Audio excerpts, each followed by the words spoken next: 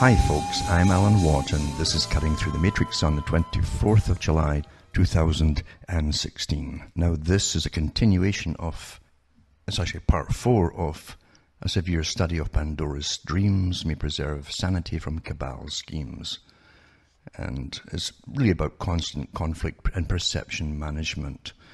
Continuation to show you how we're really living through a life of continuous change. It's planned in advance by those who own you and own everything else. It's really just the way it is, and they have all the think tanks to make sure they get what they want. They have it all planned out, of course, and the whole secret of power is never to allow anything to happen down the road in the future to happen that you haven't already predetermined must happen. In other words, nothing untoward must happen that's not within your planning. And they're always planning for the future to make sure that those in power, who have the power, and when I say in power, I mean those who are above politics and who own the politicians, basically, will keep running the power through their families and so on. That's how it's done. Power never gives itself away. It never does that. It just doesn't happen. You know, power has nothing to do with Christianity or anything like that. You know, power is just for power's sake, and those in charge in this day and age, of course, for a long time now, have used all of the sciences on the public to keep the public living in a different reality from the one the elite themselves live in, of course. They give you a reality to make you fearful of living at times, of what might happen. As I say, not a generation has gone by for a long time that it hasn't had threats or real economic crashes planned, of course, and been plundered of all their savings, etc. And or they've had wars to go and fight and get called up that you must go and fight for. Things like that. You're always in conflict, basically. Within yourself, you're fearful. And most folk take the simple explanations that are given to them.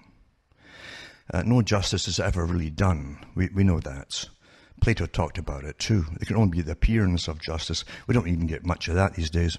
But people are constantly told through propaganda and 1,000 sources that regardless of the country they're living in, it's the best country in the world. And Bertrand Russell said that too back in the 50s and 60s when he worked for the global elite and some of the international think tanks of the day that created the culture that we're living in at the present time, including the changes we've been going through and still some to come yet. He was part of that big setting up of the system.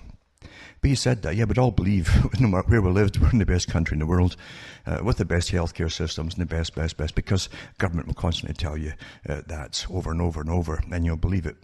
And it's quite simple, isn't it, to manage perception. It really is so simple. It really, truly is so simple to manage perception.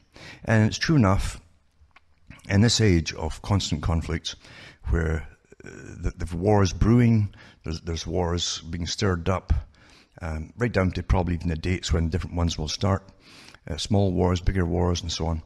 And also the present wars that have been had in the go for years and years and years, which we've been involved in across the Middle East. We forget that Gulf War I, in fact, was started immediately after Russia supposedly threw its hands up regarding communism and just became Western.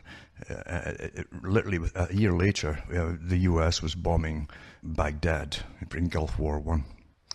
So it's never really stopped. It's never really stopped. And since 2001, a generation has been grown up that thinks it's quite normal to have no privacy and that you're being looked after and taken care of by unknown agencies, unseen faces and so on, that manage your lives and your privacy and what you're up to and all the rest of it, and that you can't have any kind of privacy if you want safety. It's been instilled in them. These were obstacles in times gone by, but they've managed to use the threat of war or annihilation to take the rights of people and make them accept it quite happily. Most of them do, quite happily, especially the young ones. Now we have to think of wars and what's the purpose of war.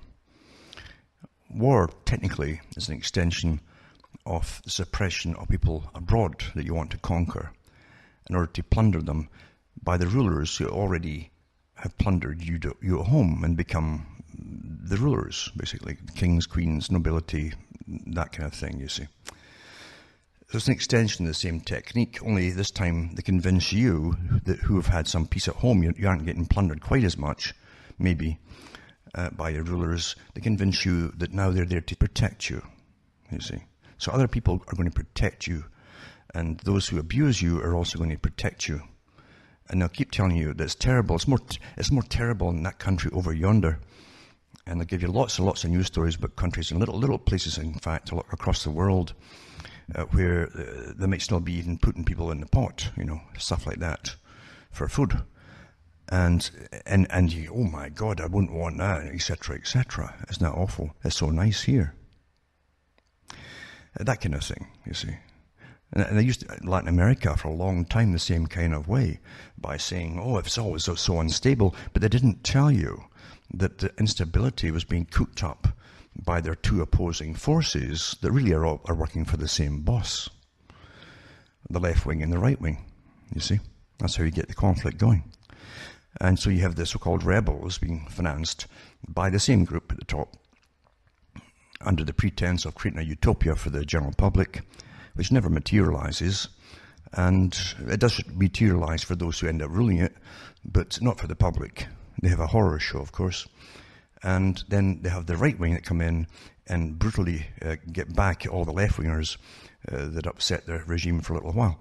But they kept it was called coming from the US for a long, long time, the School of the Americas, who trained the different soldiers, special forces and that, from Latin America and sent them back again. So to do their stuff. There's a lot of materials out there on it and so on. But that's how they kept the whole place under control, you see, for a long time. And it's the same across the world as well. You cannot, maybe in some sense, the rulers, knowing that if it becomes too complacent at home, you see, and you do have a long period of stability at home, people tend to get more uppity. They think, at home that is, they think, well, we should have more rights than we've got already, and so on and so on and so on. And it's easy to stir that kind of thing up as well. And you create groups that never existed before. In fact, nobody would have dreamed of before, even the ones who eventually join it. And you get them to demand more money for their own group, etc. And then you use them against other groups. And again, this is constant conflict. This is how you do it, folks. It doesn't happen by itself. Nothing exists that's not authorized from the top to even start to exist. That's the way it's always been. Nothing gets off the ground in the grassroots unless it's completely authorized by those who already rule. You can't start up a poetry club in a library without them wanting to know the members. And what kind of poetry are they prattling on about? Is it revolutionary poetry, for instance? If it is revolutionary poetry, they might give you a grant. Because that's what we've done for the last 60, 70 years in the West. They'll get grants from the tax man.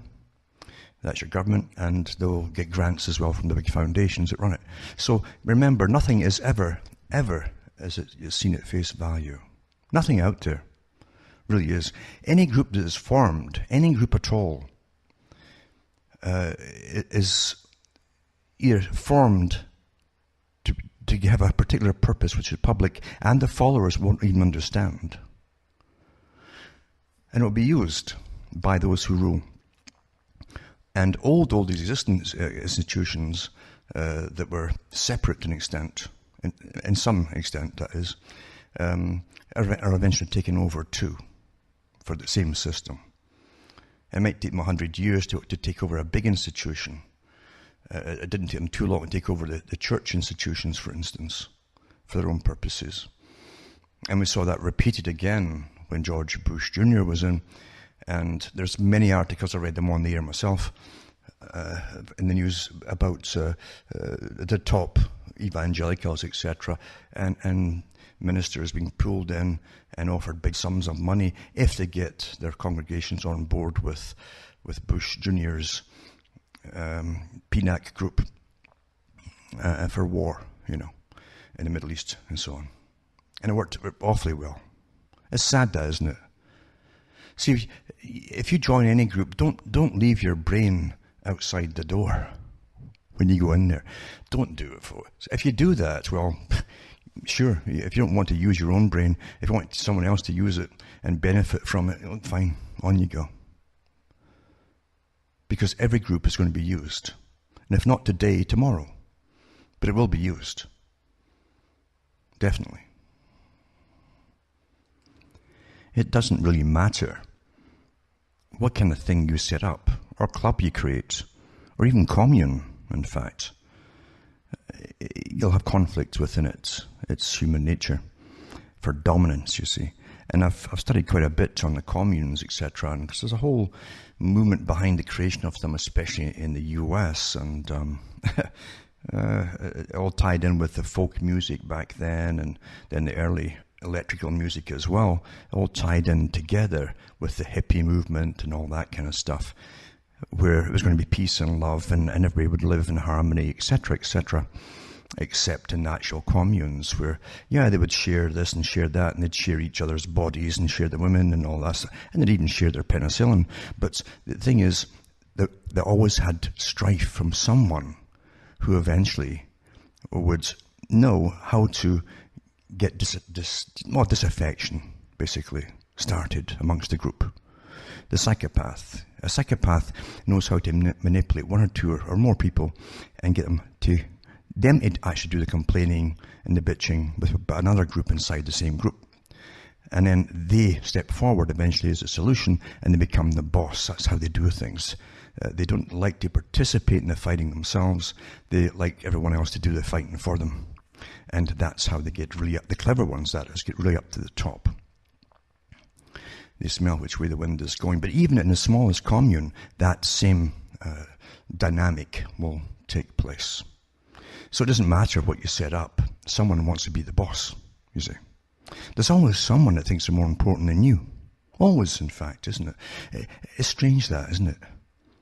And again, you'll find it more so in certain different, even ethnic groups, north, south, a whole bit, because of the different temperatures and how the society evolved. And there's different groups. Some are way more ethnocentric than others in the hotter climates, and the ones in the colder climates tend to be more scattered, and even individually they like their privacy and all the rest of it more so than the natural group type of thing in the hotter climates. That's really how it was. So we've all developed differently, and now we're all getting told we must all live together, you see, and accept whoever puts himself in charge of us, basically, to rule us, be it someone in your own nation or some other power in some other nation that rules the world. That's how it's being presented, such as the EU or a world parliament and things like that. Very old idea by those who already had all the countries fighting each other in the 1800s and even earlier, in fact. Because the whole idea of a British Empire is very old. It goes way back, in fact. I think Francis Bacon was the first guy to actually coin the term. He called it British, B-R-Y, you see. But it's a British Empire. He proposed that could be a role for Britain to spread a system across the world, you see, standardization. And that was picked up by Cecil Rhodes, but it was also picked up by Lord Alfred Milner and even others before them. So there was definitely a subterranean group moving underneath the current, you might say, to get all this established, and using empiricism to do so, the colonial period and all that. Then the US took it over, of course, as the policeman of the world, and they also changed policies in different countries because the countries take so many grants and bribes, basically, to the elites, that every bribe comes with a demand. You must start behaving this way or that way, whatever it happens to be, or give us more of your resources, etc., or let us start to dictate your foreign policy, and so on, or there's no money. It's quite simple. Money is such an incredibly corrupting factor in everything, isn't it? Well, that's what you must always do. That's what you must always do, is follow the money. It's quite simple. Always follow the money. Who rules the world? Those that borrow the money, like governmental leaders, or the guys that lend the cash to them. And it's not even cash as we know it anymore. It's numbers, isn't it? So everyone basically has to kowtow to the big money boys, the big cabal at the top. That's how it works. But as I say, you cannot possibly even try to get away from it. It'd be nice to get away from it all, wouldn't it? Just escape from it all and go and live in the wild, because if you went with anybody else, conflict would set in eventually. Or the cabin fever would develop and folk would start killing each other. It's the way it goes in society.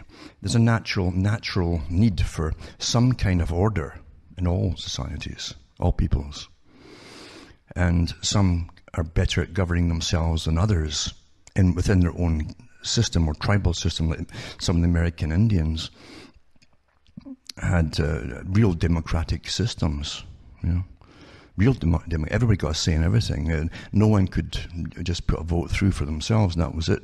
Everybody had to follow. Everybody got a say. Everybody got a say. Once you get bigger and bigger, of course, you just can't get that unless you got some intercom system where you can all get involved. But that didn't exist back then, you see. But some tribal chiefs were elected for a set period, and that was it. They were someone else had to take over. They didn't like this hereditary system so much. That did exist in some tribes, but not in them all. So you got to understand that nothing ever is a complete solution to getting away from anything, because the same system will follow you across the planet, even if you're going to the wilderness. Especially today. I mean, they've got satellites watching everything you do. And don't think they're not. Don't think that it's just the internet and your all your electronic mail and your voice and all the rest of it that they're monitoring. And believe you me, it's a total content. Don't believe this nonsense. It's the gross thing. No, it's a total content of what you've ever said, done, printed, or whatever. It's all out there for them. Space is no problem for them as far as hard drives go. Believe you me. So they have satellites doing the same thing, constantly monitoring every part of the planet, and I mean little parts of it too. Little parts. I mentioned it before that a couple of years ago, I think it was, or a year ago, someone not too far had a little fire on his property, and it wasn't huge, you see, and he had all the gear there to deal with it, and they got it out. 2 or 3 pals got it out, and the fire engine turned up. This is in the country, and they said, well, who phoned you? They didn't think there was any need for it, but because the fire was already out when they arrived. Who phoned you? He says, well, it was noticed on satellite. This small little, I don't know how wide it was, but it wasn't wide at all. It was seen on satellite. So don't think for a minute that you can even, unless you maybe get into some underground system somewhere, like the elites do. They have lots of them just on standby in case they ever need them across the planet. But so don't think you're just going to some little thing and escape, because these guys are everywhere with their systems, everywhere. It's interesting too. I mean, the guys in Vietnam will tell you that the planes used to literally drop all these little dart things. They were microphones in the jungle. And they could put some in trees as well, but they could drop them from aircraft. And anybody passing, it would get the sounds of them passing. You'd hear them talking, what language it was, that kind of thing too. George Orwell had it in 1984, even in the basically the private woods and so on that he and Julia, or that Winston and Julia met, there'd be microphones in the trees, things like that. Microphones everywhere. Now it's video cameras and microphones, and they're so tiny. The combination are so tiny, and the transmission power is so incredible for distance that it's just, and they're cheap to make. So don't think for a minute that, and of course the thing is too, Hollywood keeps churning out all the different escape movies, because we get escaped outer space or things like that. Well, I've been looking for a used flying saucer for years. I can't find one anywhere. I really just can't find one. And all these ones that claim have been smashed and damaged and fallen out of the sky, I can't get one of them either. I mean, I'd try and fix it up and get out of here, wouldn't you? wouldn't you? But it doesn't happen. So in other words, you get more and more fantasy in which to escape, with the more crisis and pressure and fear that's put upon you. It all works together. It's one seamless system. All thought out. Big panels discuss it all. Even right down to what kind of bunch of movies to churn out for the next 2 or 3 years according to the fear level you have. Can you all hack it? Can you handle it, in other words? Can you handle the fear? Or is it getting to that edge where folk are breaking down and going nuts? Or just cracking up? And so should they churn out more escape movies for you and things like that? Everything's catered to. Everything. I'm not kidding you.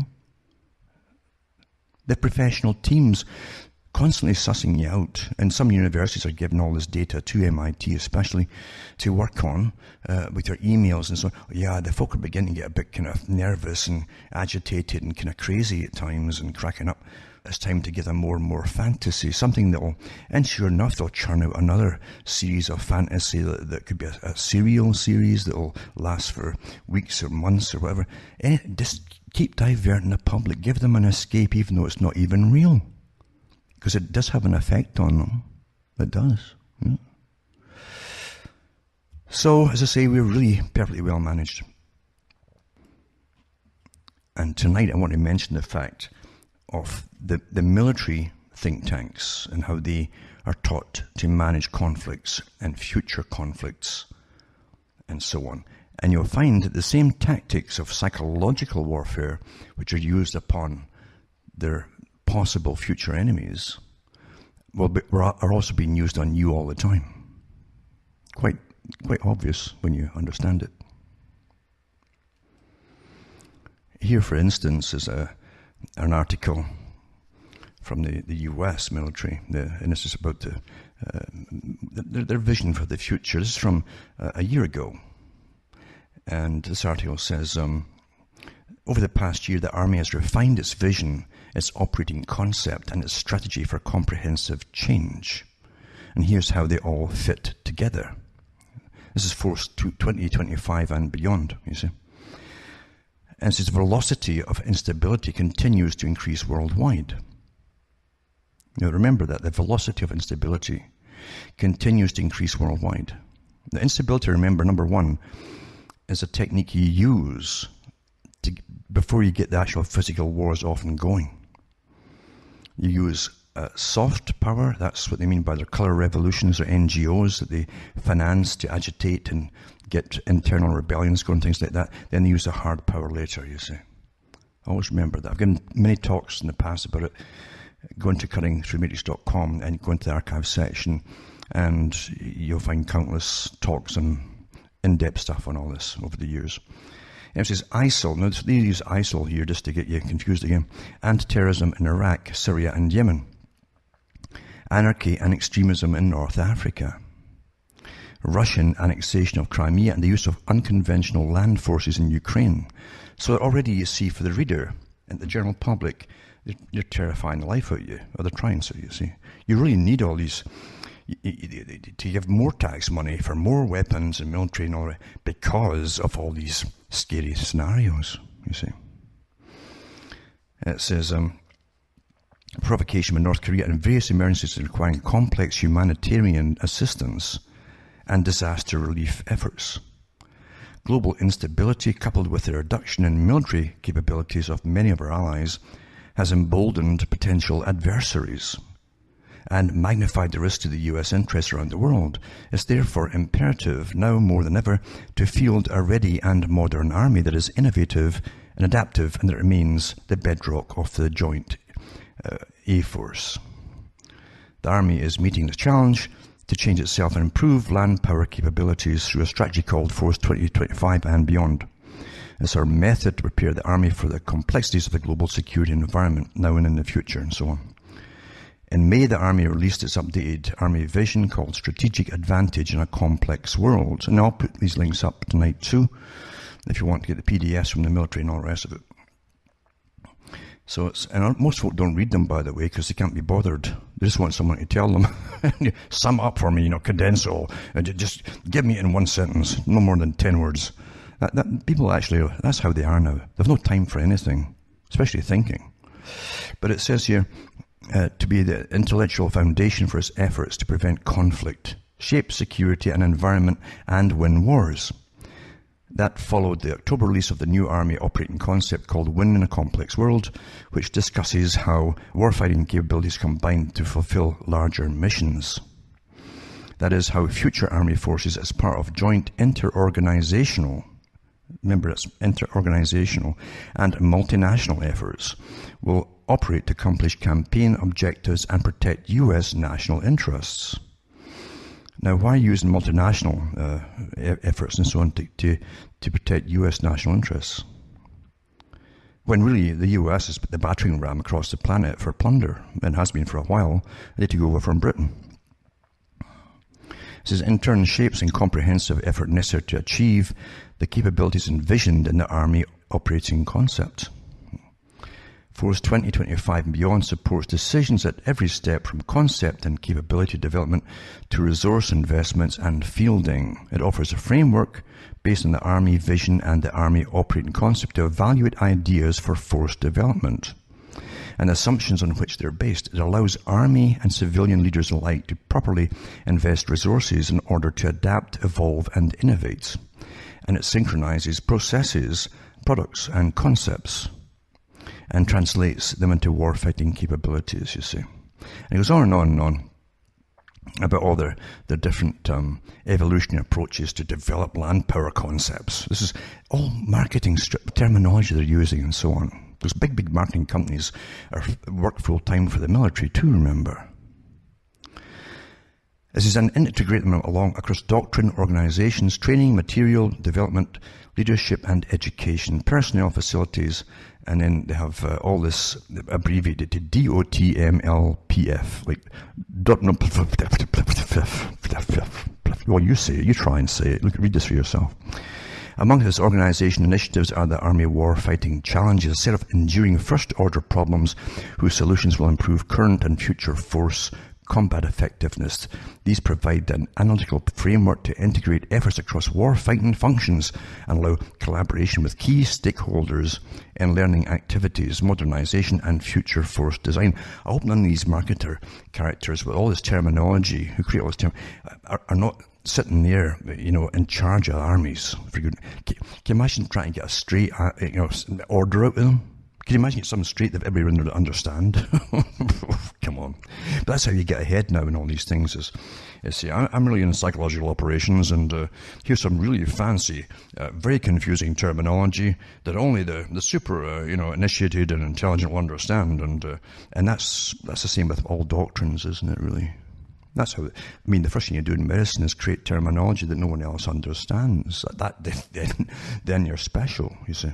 If they all understand it, you're not quite as special. Another is the Force 2025 maneuvers, which execute the important learning activities that help leaders integrate future capabilities and develop interim solutions to warfighting challenges. They talk about logistics, demand reduction, and the integration of robotics and autonomy-enabled systems, and leader, soldier, and team optimization. All you have to do if you really want to get ahead, honestly, even for the guy at the bottom, is learn this terminology and prowl off. Make sure there's an officer listening somewhere. And then they're going about Army Warfighting Assessment, which replaces one of the two network integration evaluations. And it says, over the next 5 years, the Army will focus on adapting while maintaining and improving upon current functionality. So many words to say nothing, eh? But except the word that keeps popping up is adaptive. You're always adapting, you see. Inter-organizational, multinational teams and all the rest of it, all working together. Ever-evolving global security environment. And they even go into cyberspace war, all that kind of stuff, yada. And I don't know why they bother even printing this stuff, except it's to show off their terminology, maybe. But I'll put up tonight as well some of the PDFs to do with all of this kind of stuff, and see what you think of them. One is the Army Vision, Strategic Advantage in a Complex World, U.S. Army. And It's more readable, put it that way.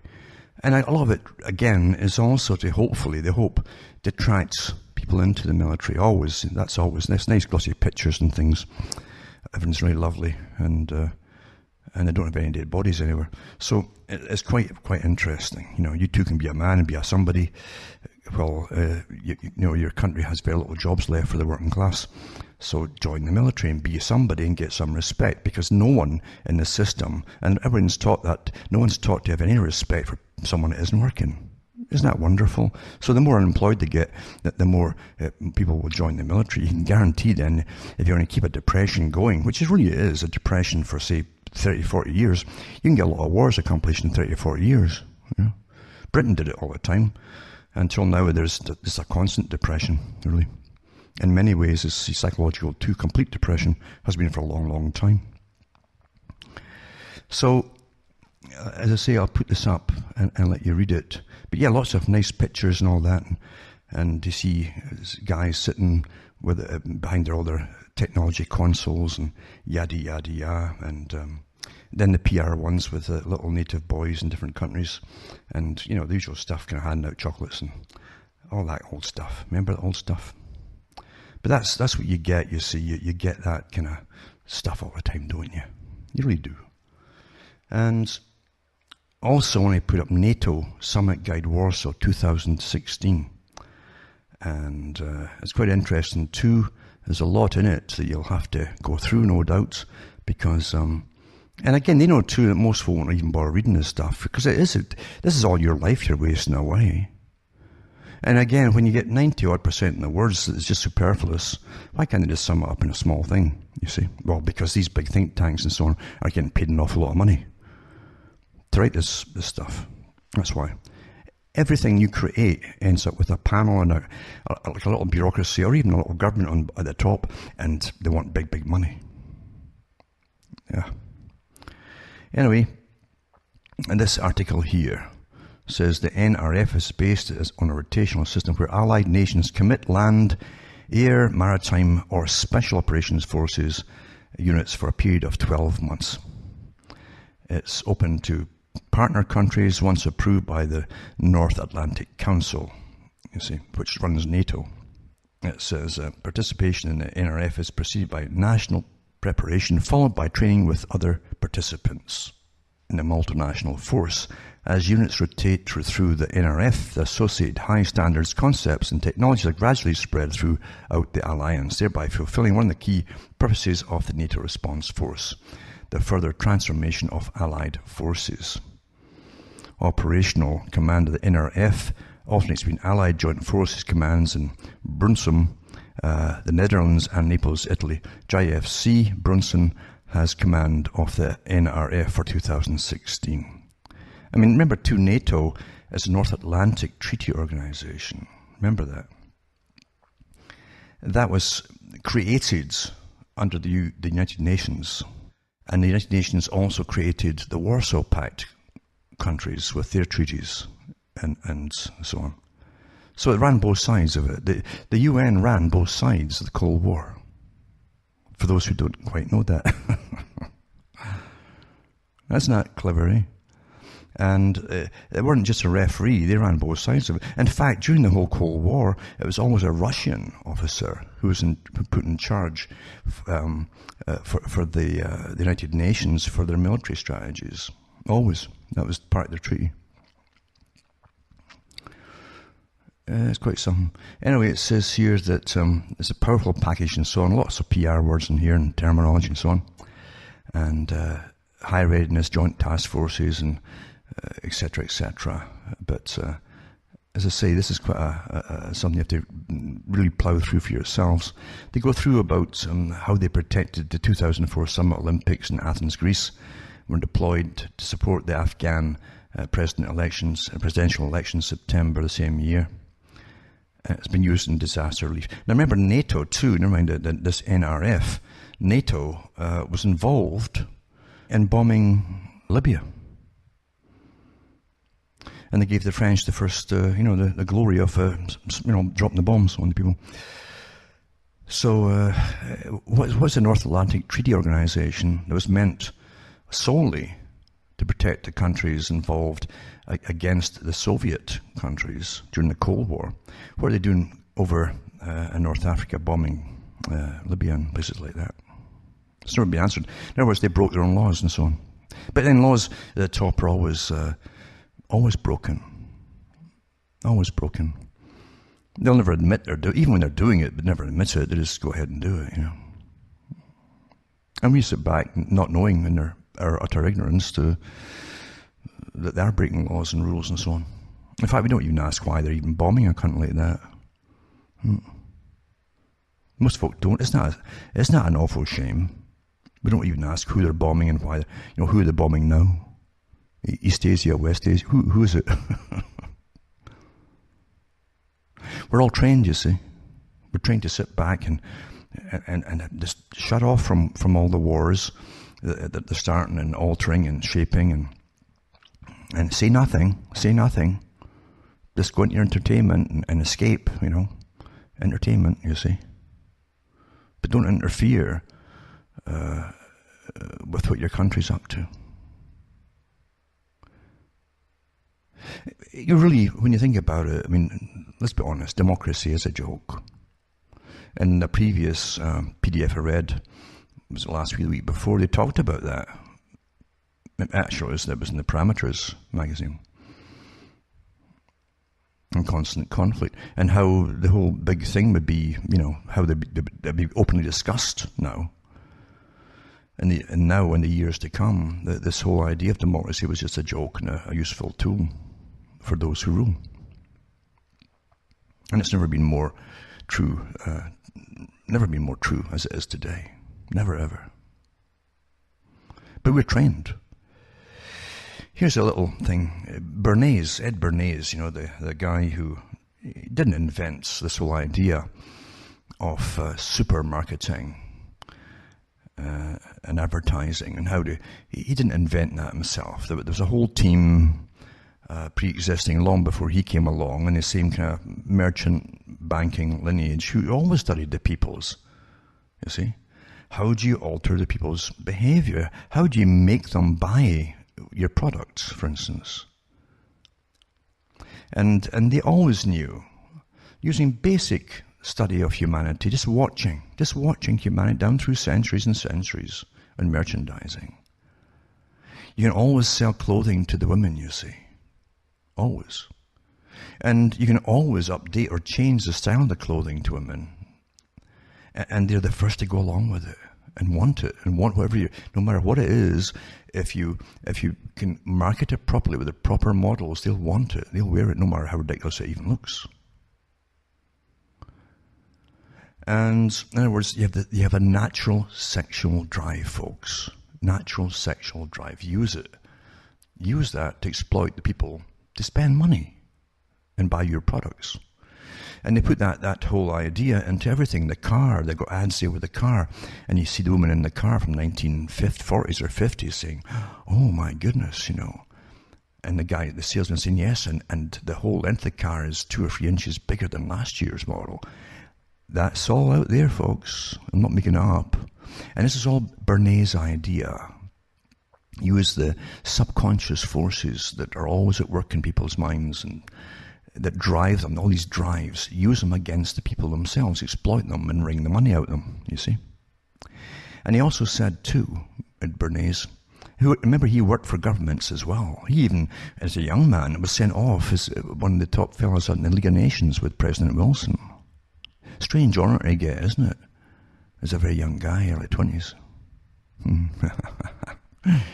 There are connections, folks, and there are certain things existing long before that. But Bernays, one of the greatest things when you study his works, said, rather than improve your product, because you see at one time, many companies would sell their products on their name. It was word of mouth, and believe you me, if you made a duff or rotten product, the word would get around very quickly to people, word of mouth, and they stopped buying your product. So the idea was the marketer, the companies would go to them and say, well, how can we make cheaper made products but get more money for them And it's quite simple. Through marketing, massive marketing, you can overcome the obstacles, because lies will prevail over the truth, you see. Just constant lies. Oh, much better, lighter, blah, blah. And give it a better, shinier coat of paint or something. But the product itself is cheaper to make, cheaper products to put together, and it'll fall apart in a year or two. Like we have today. That's what it will have today. Bernays said, rather than improve your products according to the customer's demands, change the habits of your customer.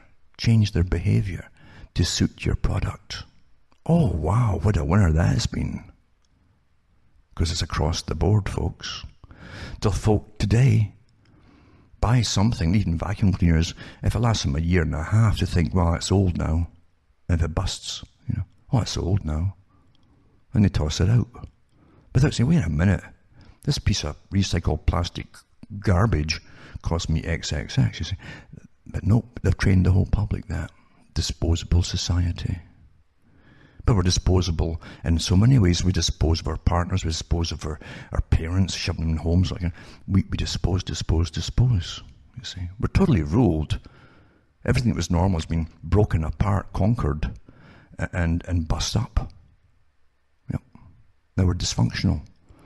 Now we get constantly reprogrammed with what any new normal is, and we accept it, you see. Quite clever. Well, that was all Bernays' teaching method. Bernays hated, according to his own sister, I think it was his sister or a wife, but there's a documentary out there, and she says he hated the general public because it was just too easy to manipulate them. He had no respect for them. Now I'm just going to skip to this one on basically winning a complex world PDF for the military. And in the preface it says, from the commanding general, the U.S. Army Training and Doctrine Command, one of our most important duties as Army professionals is to think clearly about the problem of future armed conflict. This is because our vision of the future must drive change to ensure that Army forces are prepared to prevent conflict, shape the security environment, and win wars. The purpose of the Army operating concept is to ask big questions, not focus on small answers. And it says, the concept for the first time focuses on all three levels of war: tactical, operational, and strategic. It says that the environment the Army will operate in is unknown. The enemy is unknown. The location is unknown. And the coalitions involved are unknown.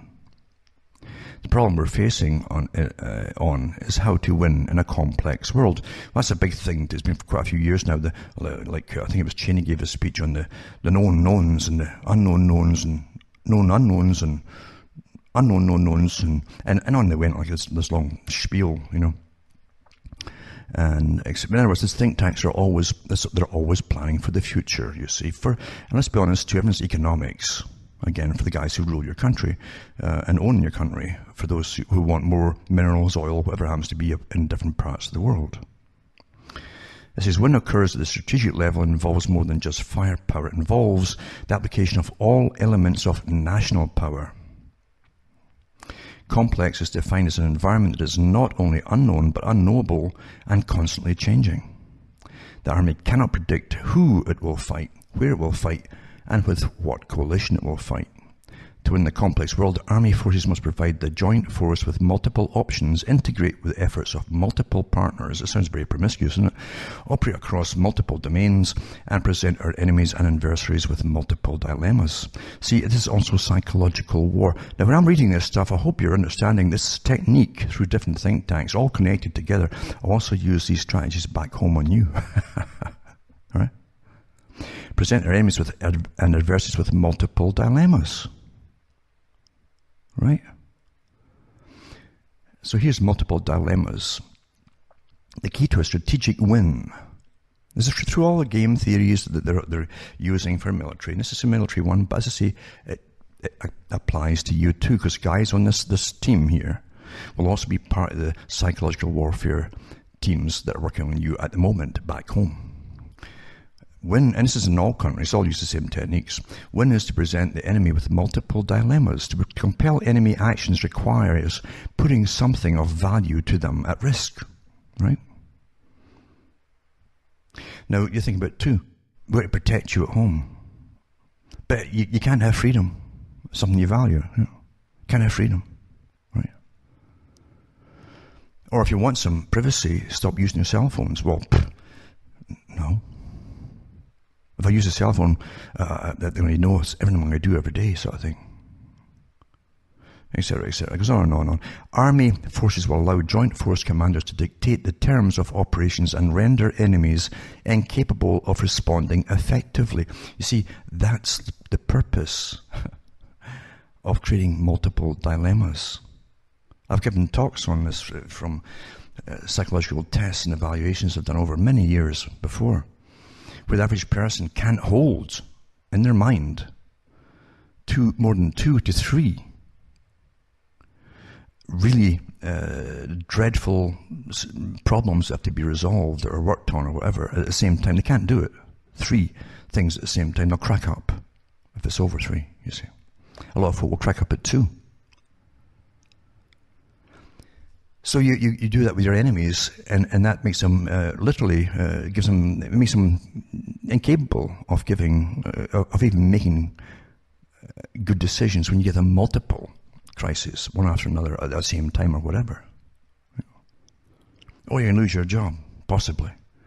Oh, you're going to get blown up in the streets by radical whatever, possibly. Oh, you're going to crash the economy, possibly. You see, on and on and on it goes until you're just like you see. Then out comes Hollywood with all its fantasy and its indoctrination, because they all work together.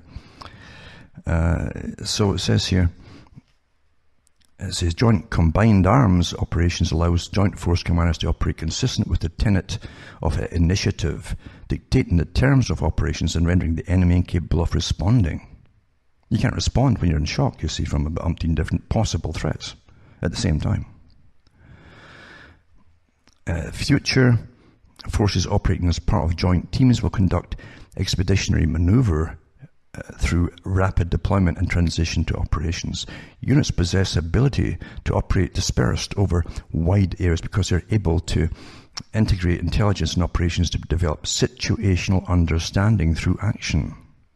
While possessing the mobility to concentrate rapidly, future forces conduct operations consistent with the tenet of adaptability, anticipating dangers and opportunities and adjusting operations to seize, retain, and exploit the initiative.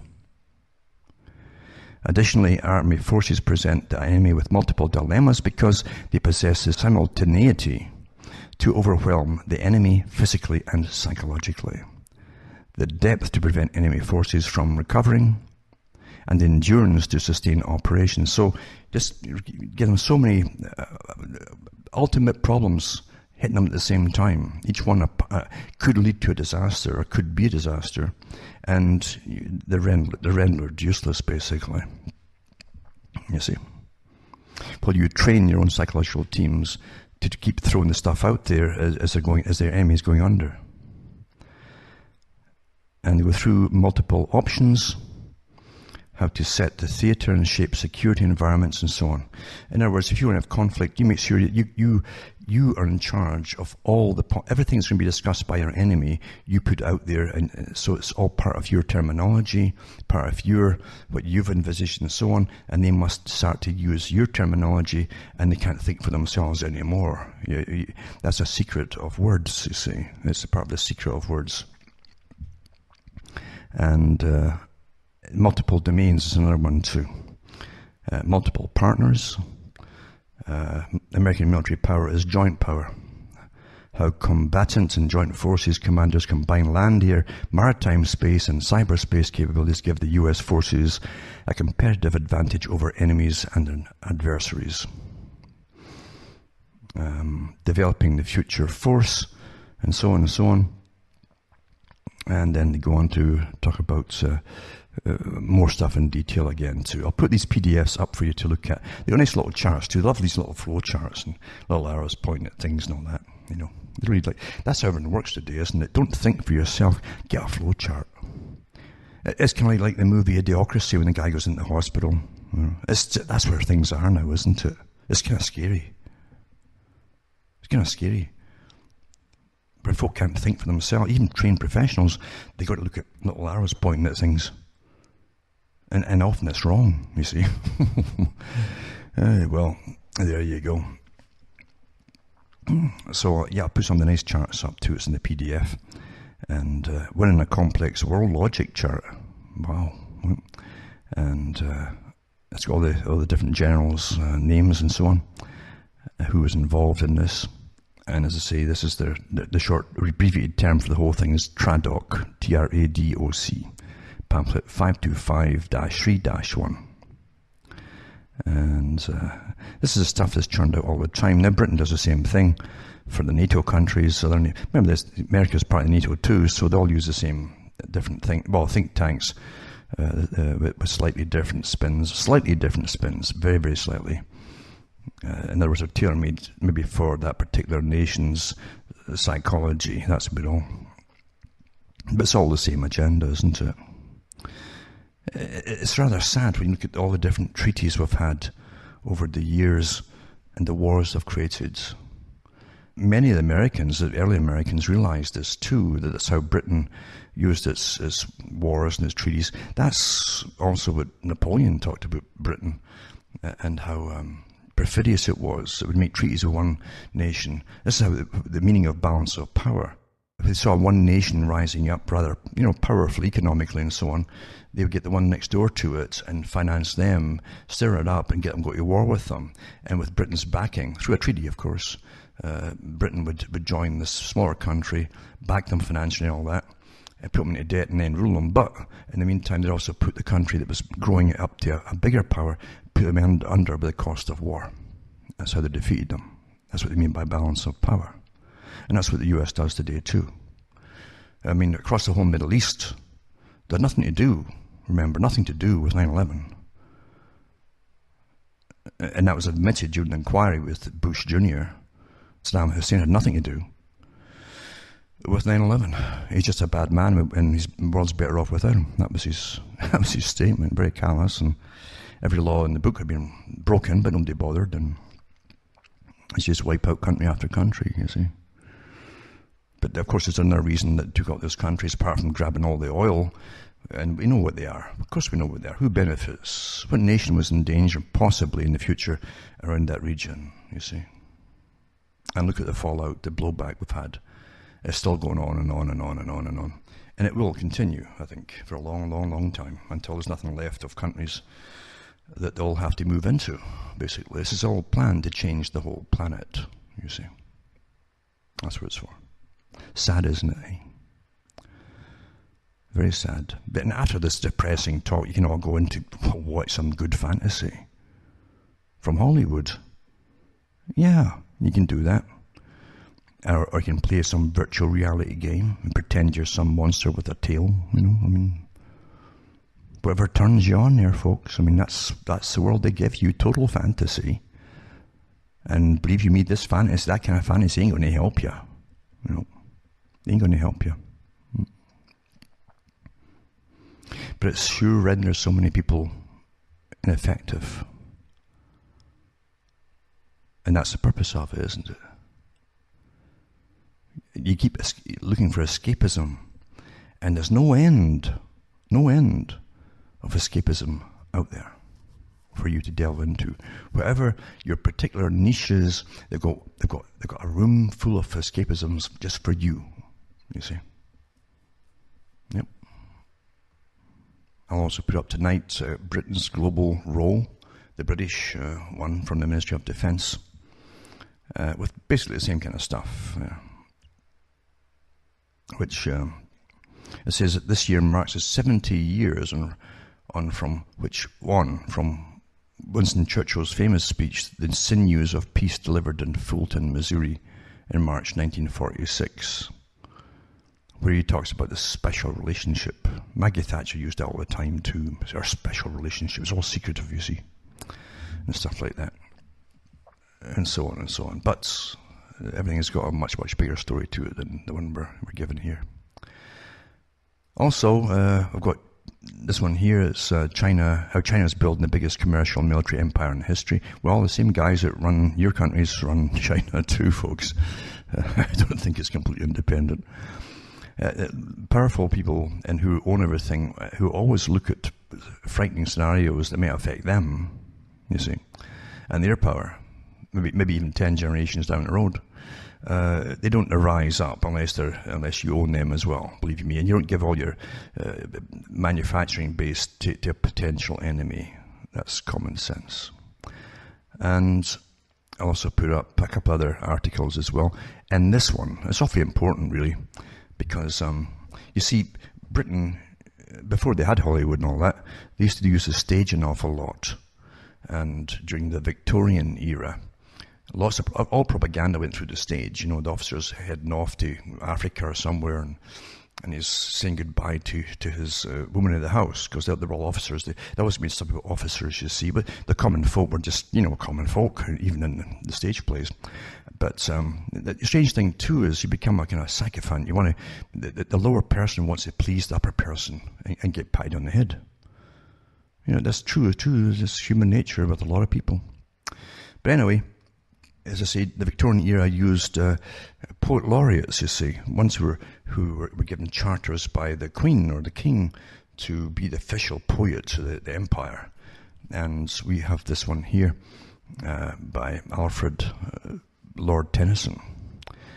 The poem Locksley Hall from the mid-1800s or so. And this is one that even President Truman used often in his speeches. He would read the last part of it often. He carried a piece in his pocket and he'd read it when he was talking to big crowds.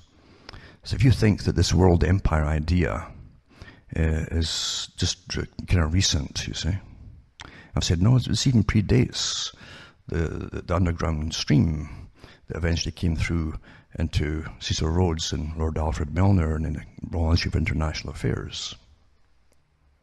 So here's the part in this poem, it's quite a long poem, and this part to do with war and peace and all the rest of it, and the ambition of where they wanted to take it all. It says, for I dipped into the future as far as the human eye could see, saw the vision of the world and all the wonder that could be. So the heavens fill with commerce, argosies of magic sails, pallets of the purple twilight dropping down with costly bales. Heard the heavens fill with shouting, and there rained a ghastly dew from the nation's airy navies grappling in the central blue. Far along the worldwide whisper of the south wind rushing warm, with the standards of the peoples plunging through the thunderstorm, till the war drum throbbed no longer and the battle flags were furled in the Parliament of Man, the Federation of the World. And it goes on after that too. But that part was read by Truman and others as well as an ambition for the world empire. And those who bring on the wars and who plunder the world and gain the wealth of the plunder are the ones who always offer you this wonderful vision of peace, you see. In other words, the wars are all to bring peace. It's quite clever, isn't it? But again, remember, Tennyson also wrote The Charge of Light Brigade, where they tried to turn a catastrophe into like a heroic victory by having most of them killed, most of the particular cavalrymen killed, because of some foul-up in logistics and plans and orders, in fact. So even then, he was a complete propagandist, of course, for royalty. Well, from Hamish myself from Ontario, Canada, it's good night, and may your God or your gods go with you.